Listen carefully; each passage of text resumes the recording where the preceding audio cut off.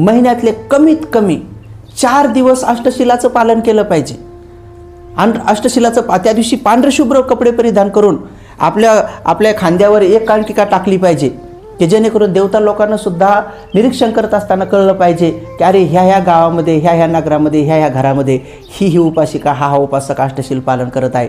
याची नोंद जेव्हा देवलोकामध्ये धर्मसभा होते 3 महिन्याला, तर त्या सभेमध्ये ही नोंद ठेवल्या जाते की हां ते मातापिताची सेवा करतात, ते अष्टशील पालन करतात. म्हणजे पृथ्वीवर लोक चांगले आहेत, म्हणजे याचा अर्थ ते मेल्यावर देवलोकात येतील, म्हणून तिथं उत्सव साजरा होतो.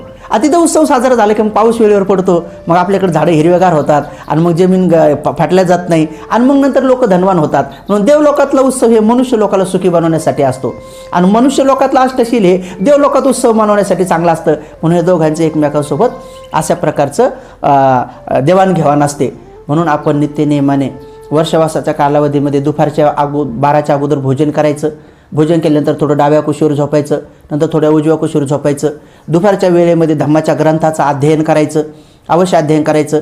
2:30 ते 3:30च्या टायमामध्ये थोडंसं ध्यान पण करायचं. आणि संध्याकाळी सगळ्या घरच्या लोकांनी एकत्र बसून बुद्ध आणि त्याचा धम्मग्रंथ म्हणा, मिलिंद प्रश्न म्हणा, त्यानंतर धम्मपदाच्या 8 कथा म्हणा, जातक कथा म्हणा, किंवा अभिधम्माच्या कुठला न कुठला कथा वतूसारखा किंवा उगलपन्यतेसारखा आणि कुठला न कुठला एखादा धम्मग्रंथ